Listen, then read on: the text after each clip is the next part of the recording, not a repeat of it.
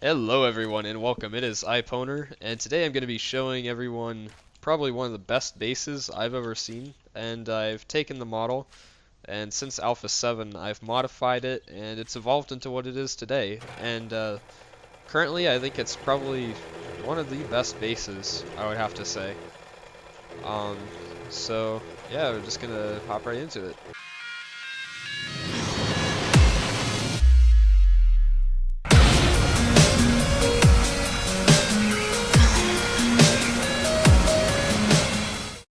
So over here we have the outer wall, and what's pretty cool about this is it has mini bike storage. Not exactly what you would think, but you can start here. These 2 blocks mark where you go up the ramp, and then you accelerate from right there, and then you can launch yourself into a second level parking garage like a boss. So yeah, pretty awesome. And if you want to go out of the base, you just drop back down again. And the great thing is that it doesn't damage your mini bike to hit stuff or fall down. I don't think. Not noticeably, at least. So yeah, pretty awesome. Right away you have your mini bike friendly ramp. And this is the only way to get inside of the base. So you can walk up it and jump, or you can do a crazy Evil Knievel stunt to get in. So that's pretty awesome. Not really sure where to start, but you have the ramp, and then right here, this trussing is 3 wide in all areas with an overhang of 2 in all areas.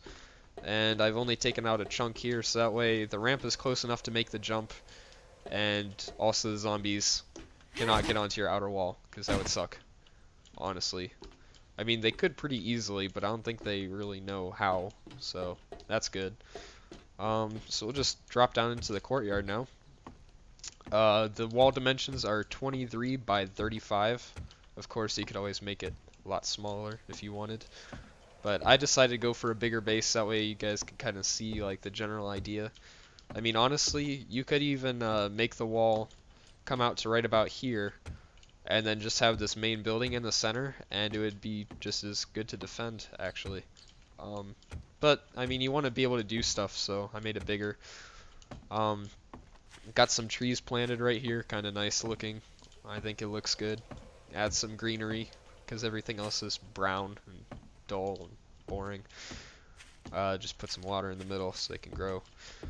All the way around, this does not look like your typical wall, right? Like, you think of a wall as being just a solid slab of concrete or wood.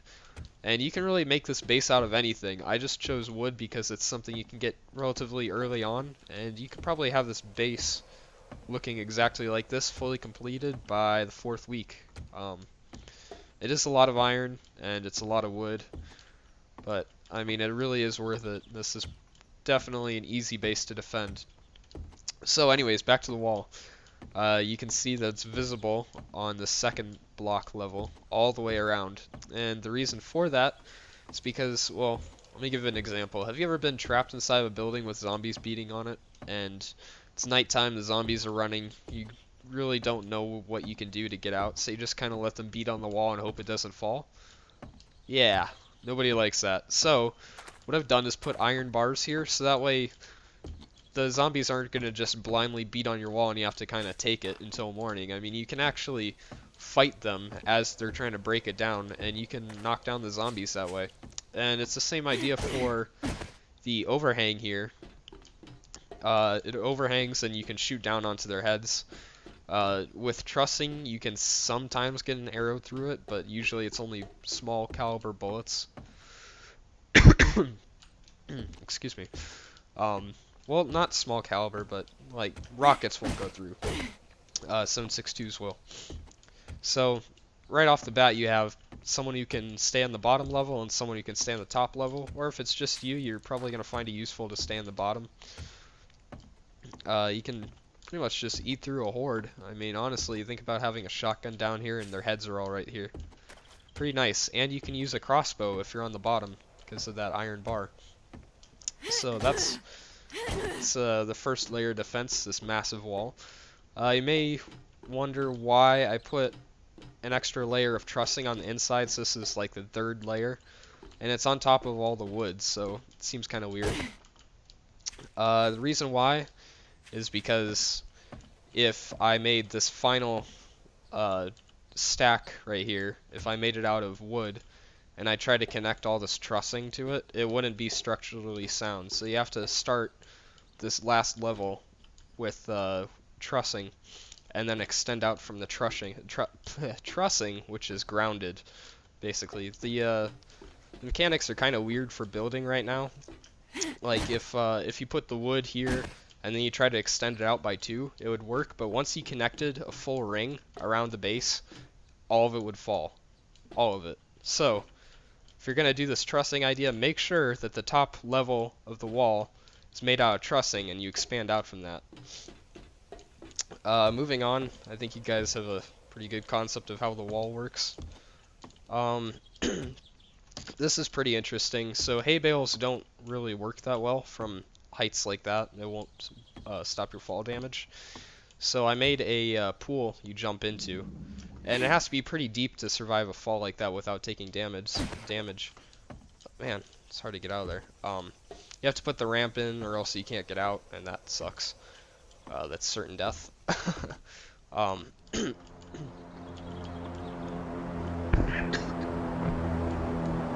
Alright. That's loud. So yeah, that's probably about 6 deep, and I filled it up with many buckets of water. You have to start from the bottom and work your way up. It's not like Minecraft where you can just, plop it up on the highest level and it all flows down. Because it'll flow down, but it'll just go to the bottom. So, yeah. Anyways, wall is the first line of defense, and it's pretty hard for the wall to fall. But I mean, that's a lot of wall to cover, and if you're on like the 7th Night Horde, I mean, they could very easily break through. I could imagine many scenarios in which if you're here by yourself, there could be zombies on this side and some on this side, and then you're having to run between the two and try to kill them all, and your wall might fall. So, it's a possibility. So in that situation, in that scenario, you would go through the kill zone, and now you have your second layer. And this is much more defensible than the wall, just because it's a lot smaller, everything's closer. So right here, you can also shoot through 2 layers of iron bars, unlike the trussing. So you can shoot outside of the wall still if you're in here, which is pretty nice.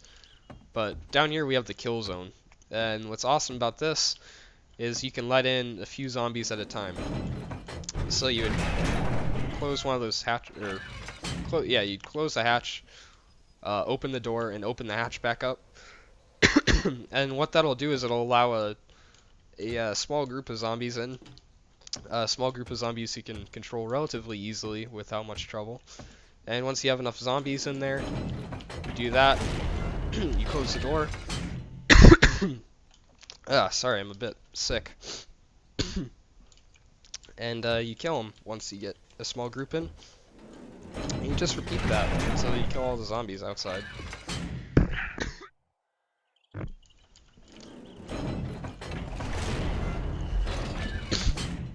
Anyways, probably not going to ever have this inner part fall, honestly. I've never had it fall before. Put it in like an infinite 7th Night Horde, if you will. And it took many hours. I was like 3 hours in and I gave up because outer wall finally fell after like an hour and a half, which was absolutely insane. Oh man, I apologize. But once we had to fall back into this bottom level, it was Vengeance and I.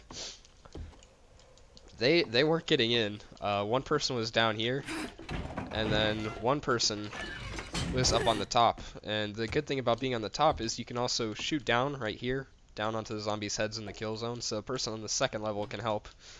But when you're in the kill zone, you have that door closed. The person down below is probably going to be killing the zombies that are in the kill zone. But the zombies that are still outside are either going to be beating on the iron bars or the door. And the problem with the door being beat on is the person inside on the bottom level can't see it. So I made this overhang not only for the mini bike ramp, but also so that the person on the second level can see down and start helping out with some of the zombies down here, and it works out pretty well. But the building dimensions here, it's let me think. It's 15 wide and it goes back 13. So 15 wide, 13 deep. Almost square. I don't have to do this. I can just use cheat mode. Yeah. All right. So this level pretty easy. Again, has iron. What do you call them? Iron bars, I guess, kind of working as windows. That way, if the zombies do come inside your walls, they come up the ramp and then they're on top of your wall. The guy on the second level can kill them through the iron bars. Amazing. How does this work out so well? Now, the problem is, if this ever were to fall, which I highly doubt, but if it did, just in case, you always want to keep that closed. So that way the zombies won't be able to get out. Because the zombies are going to beat on the back wall instead of climbing up the ladder. Because once zombies are on the ladder, they know they can't go up. So then they resort to beating on the wall. And basically all that means is they end up breaking the ladder. So they pretty much screw themselves. So the good thing is, as long as they don't get up right away and they can't break this on time, then the zombies make it impossible for them to get up to your second level. So now that that's happened, you cannot be hurt. The only way for the zombies to get you at that point, if that second level or first level is fallen inside the building, the only way they get you is if they collapse the building. And that would take a long time. Like, as long as you're not in an infinite horde like I was using to test it out, you're going to be able to like clean everything up by the time they were able to start breaking stuff. I mean, they're not going to last that long. So now we have some of the nicer levels, not really made for holding out because you don't need them now. So these are all nice and cozy. You got your rooms in here. Looks all nice. Same over here. So you got two nice rooms. And then on the fourth level, we have where everything you do is. Yeah.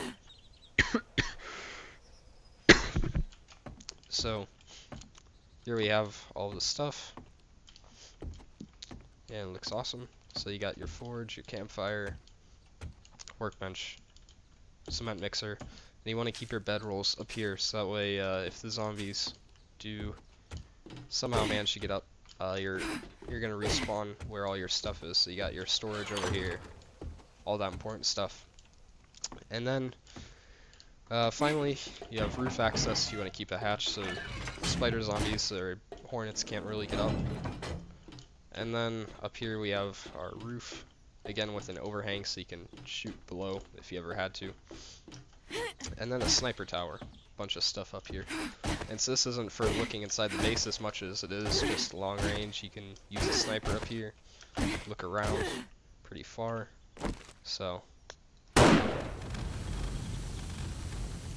pretty good. And then the problem with the trussing on the roof, let me show you this. Problem with trussing is it acts like a solid block when it comes to light. So if you surround yourself in trussing, it's going to be pitch black inside.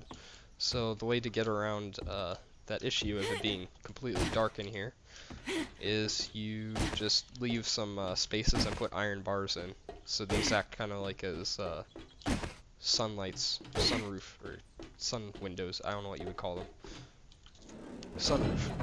Sure. So those four will give light, and you have everything. Up here you got your water, so if you need to fill up water bottles. And the last part is, let's just, yeah, go down here. So in the first level, you have an escape route. So the guy, say part of the wall falls, and they have to get away. They don't really want to open that hatch because they risk the person in the second level getting overrun. And then once the zombies get on the second level, they can go all the way up and start destroying stuff, which you don't want. So first level person should never open that hatch. In an emergency, they open this one, close it on them, and then we have a panic room of sorts. So again, right here is a kill zone. You can shoot through the sides and kill any of them that are hitting the door. And in here we have some survival stuff. So you got a shotgun, ammo, medical, drinks, some stuff for stamina, food, and also things to help you fall back. So barbed wire fence to slow them down, and the landmines to kill them if they actually start coming after you. So in the event that you had to leave this room, you would come in here, take some stuff, close the door, and then this one just stops zombies from the outside from coming into your kill zone, so you don't run down here and find the zombies already inside of it, because that wouldn't be fun. And from here you can run all the way up to the lake and out the escape. Look at that. Pretty awesome. So, if you play multiplayer servers, this can be actually pretty useful. It's kind of loud, but you can probably hear. You're going to run out of oxygen, most likely, before you can get down into the entrance to the base. So it's pretty secure. Maybe there's a couple of air pockets you could find, but it's pretty secure, actually. So the only way anything will ever get in there through that side is if it's a zombie, because they don't drown. So that pretty much covers the whole base. I mean, not too much to it. It's just you have the kill zone and you have walls that you can look through and shoot through, which make it so that the zombies can't just beat on them and you can't do anything. I mean, the whole way, while they're beating on the walls, you can shoot them from the outside, which is really important. And also, if you're on the roof and you get stuck and you have to go down here, then you got this massive hole, which you can jump in.